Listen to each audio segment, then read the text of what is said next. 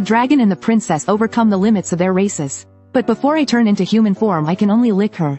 After all, an elf's petite body cannot withstand my massive size. However, she was originally a princess of a kingdom, was bound and sacrificed to the legendary black dragon in the Empire's square.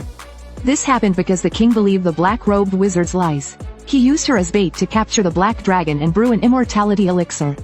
At this moment the princess bound by iron chains waits in despair for death to arrive.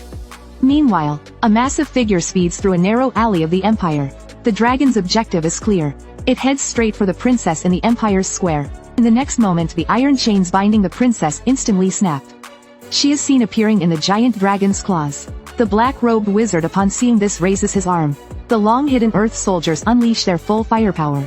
In the next second countless arrows follow in pursuit. But this is far from over. The black-robed wizard's ultimate move is now fully charged. In an instant violent purple lightning condenses in the air.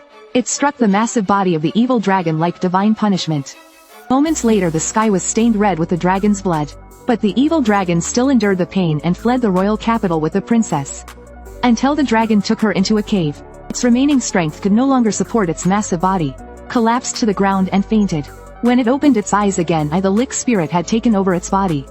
I angrily cursed at the heartless girl for dating 800 guys at once. I was so mad I could have died on the spot. But the next second I was shocked by my own strange language. I quickly covered my mouth. Sweat the size of beans poured down my dragon head. I thought to myself, this must be a nightmare. I was about to slap myself awake, but I found that my hands had turned into dragon claws. I was shocked and realized my body was no longer coordinated. The next second my body slammed heavily onto the ground. Suddenly my pupils dilated. I saw a black dragon, one that only appeared in myths, rise from the water. I quickly looked over my body. I immediately realized I must have been reincarnated as a giant dragon. Suddenly something caught my eye. I saw a stunningly beautiful girl collapse nearby. The temperature in my head instantly soared by 180 degrees. I was about to give her a dragon-style kiss. But suddenly 3 system notifications interrupted my plans. I stood frozen for 2.5 seconds. Other protagonists only have 1 system. But I have 3 systems backing me. Could I be the legendary chosen one? Unexpectedly the next second the system alerted me that I had too many systems. They automatically fused into the evil dragon system, shortened to ultimate invincible super modified super plundering war evil dragon system. All I need to do is increase a woman's affection for me.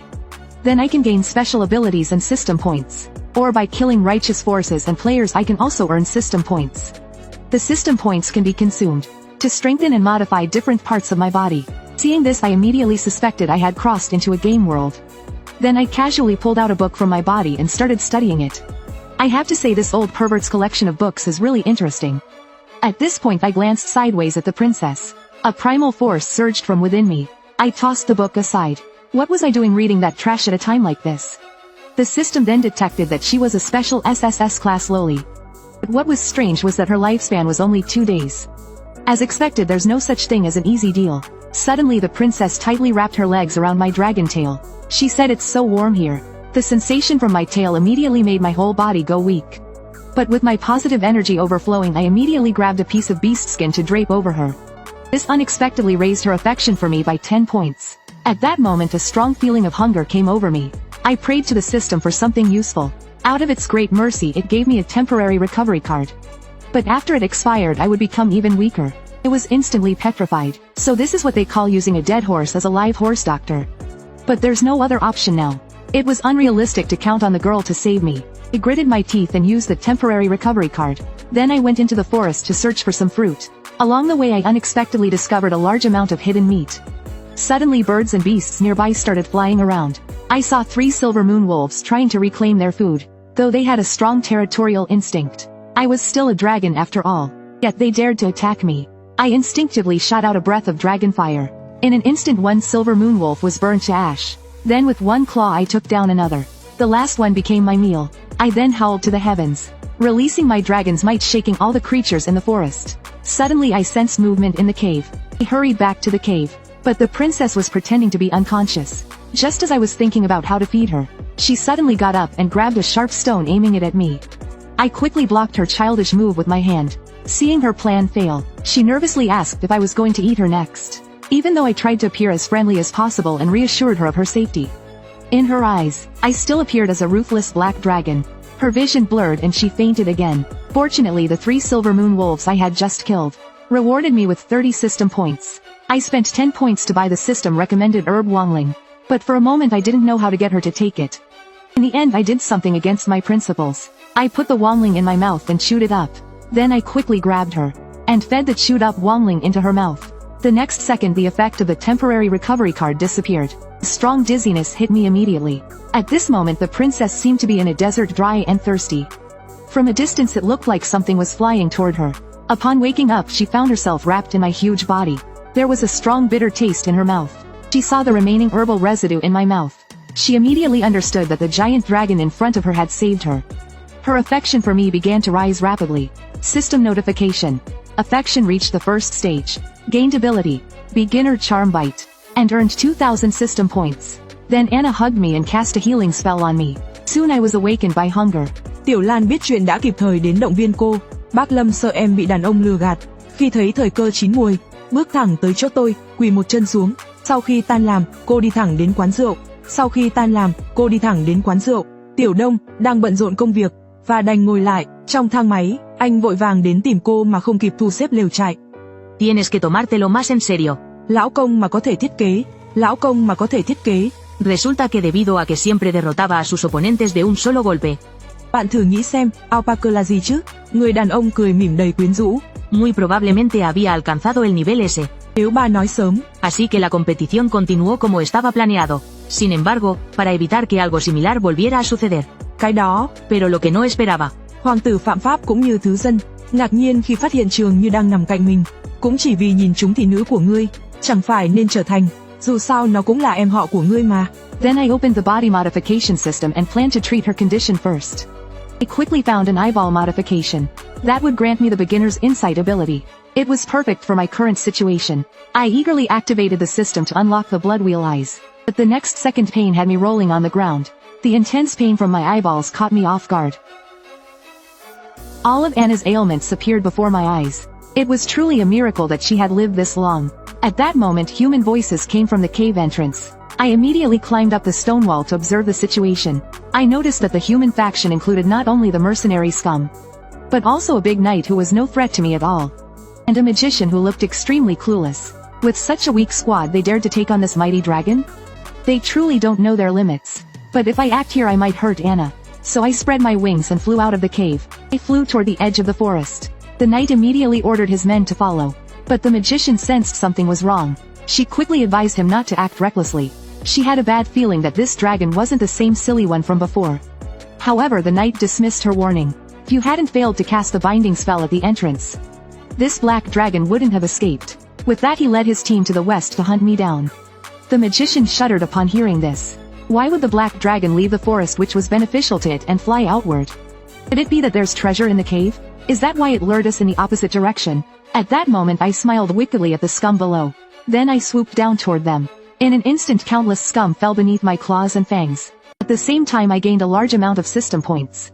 Seeing that the mercenaries were no match for me, the knight raised his great sword and charged at me. But he couldn't even scratch the dust on my body. I only felt a slight itch on my back. Turns out a saintly jump had landed there. Just as the knight was still fuming, I spat a huge wad of phlegm at him. In an instant his head turned into foam. The other soldiers seeing this began fleeing in all directions. But I wasn't about to let these system points slip away. I swung my dragon tail wildly harvesting. As I looked at the last scum something felt off. It seemed like one was missing. I was suddenly alarmed. That bastard was trying to sneak into my home. I flapped my wings and rushed back to my cave.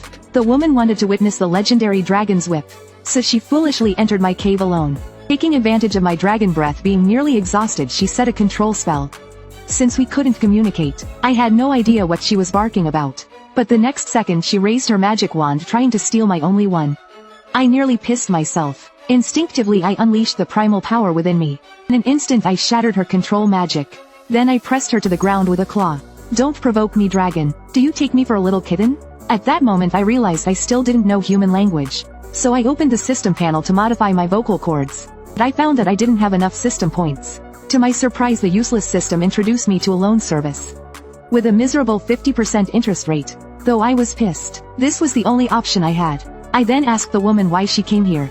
The woman was stunned by my fluent Mandarin. The prince's condition worsened. Only by consuming a dragon's heart and whip could he be cured. That's why she spent a fortune hiring us to hunt a dragon. I was furious. Damn old fool, I'll make sure your royal family becomes extinct. At that moment, the king sneezed from a distance. He scolded his soldiers for their incompetence. How can you not catch a single black dragon with all these people? What use are you useless bastards? Meanwhile, I was rummaging through the woman's spoils. I found that everything inside was related to curing illnesses and potions. I immediately asked the woman if she was a healer. The woman arrogantly turned her head away. She said she would never heal an evil dragon. Hearing this, I immediately showed my claws. In the woman's terrified gaze, the ropes on her body instantly snapped into pieces. I immediately lifted her and placed her beside Anna. I want you to treat her right now. The woman was shocked when she heard this. Don't you know that she's not really a princess? Why are you still saving her? I couldn't just say she's my girl, could I? So I lied and said she was just my maid. The woman was deeply moved when she heard this. Her affection for me increased by 20%. That was just enough to unlock her system panel. Goodness, another S-level loli. I'm lucky I didn't turn her into my system points earlier. At this point, the woman said seriously that Anna's condition was not good. She said the damage was too severe. New parts and a powerful priest would be needed. Her words felt like they didn't say anything at all. If I knew any priests, you'd have already been my meal. At that moment, Anna suddenly woke up. I'm already very grateful to the great dragon for letting me live. There's no need for you to worry about me any further. At this moment, the system prompted that Anna's emotions were fluctuating. I needed to comfort her. I looked at the chains on her body. A wicked thought crossed my mind. In the terrified gaze of the female mage, I kissed Anna. But the next moment, the chains on her limbs instantly fell off. And the remaining dragon's saliva could still have a healing effect. Anna's affection for me instantly increased to 100 points. I also gained 1000 system points. Then I carried both women in my mouth. I told them the cave had been exposed. We needed to find a new place to live. During the migration, we encountered a group of strange creatures. They immediately started licking me all over. When I opened their information panel, I discovered that they were naturally worshipful of the legendary dragon. They all instantly knelt before me. They were willing to serve as my loyal subjects.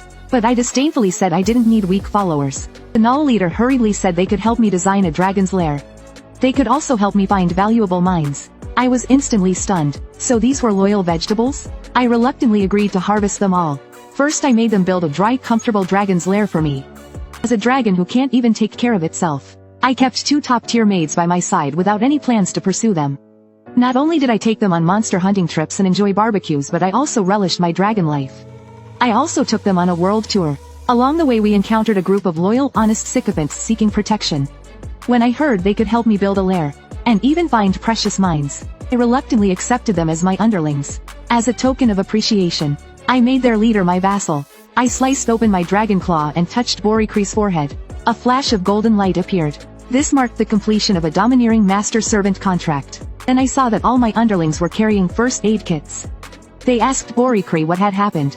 He immediately kneeled and begged me to take charge. The previous Bibu tribe was attacked by a group of Ite monsters leading a swarm of spiders. They not only took over their territory, but also occupied their mine. When I heard about the mine, I was suddenly shocked. A mine means money. Not only could I buy a large amount of healing potions to alleviate Anna's condition, but I could even sleep on piles of gold every day. I then asked Borikri seriously what kind of mine it was, and how many Ite monsters were there. He told me that 5 Ite monsters led a spider swarm to rob the silver mine. They love to consume brains, and they can also control spiders. I quickly asked the system if it could provide detailed information about them. Unexpectedly, the dog system recommended an encyclopedia to me. It contained a lot of monster information and weaknesses that had not been covered before. I didn't hesitate and chose to purchase it. But the next second I found out that the book was ridiculously expensive. All the system points I had saved up by being a licking dragon instantly vanished. I immediately realized I had fallen for the dog system's trap. Anna hurriedly asked about my situation. I lied and said that my system seemed to be malfunctioning and needed some boosting. Then opened the detailed information on the Ite monsters. I learned that they fear fire but can resist acid and water-based attacks. It seemed that my acidic dragon breath wouldn't do much damage to them. The only option was to change my breath to fire-type dragon flame. But upgrading the dragon breath was ridiculously expensive. My pitiful 8 system points weren't nearly enough. Then I thought of a way to farm more system points. I asked Borikri for the exact location of the nearby bandit hideout, and ordered him to gather all his subordinates to follow me there. I then told Anna to stay in the lair and wait for my return. I gave the female mage a deadly stare, warning her not to even think about escaping. At this moment, the bandit group returned loaded with loot from their pillaging. They even held a celebratory feast for it. Little did they know danger was quietly closing in, just as the bandits were sorting through their loot. The bandit leader seemed to have heard something. The next moment my figure descended from the sky. I instantly crushed several bandits to death. I had never seen such a scene. They began fleeing in all directions. I spat out dragon saliva, scattering it everywhere. The area within 100 meters instantly turned into a hellish battlefield. But this was far from over. I began launching dimensional strikes from the air. My subordinates were incredibly effective. They chased down bandits with knives slashing at them. In a moment the camp was filled with fallen bodies. Seeing their victory, my subordinates were overjoyed. They gathered all the loot in front of me. There was not only a large amount of money and food, but also the shape-shifting water I had dreamed of. It could grant non-human entities the ability to transform into human form. But their power would only be 10% of their original form. The transformation lasts for an hour. My dragon face instantly turned red. In that case, then I can do some interesting things with Anna and the others.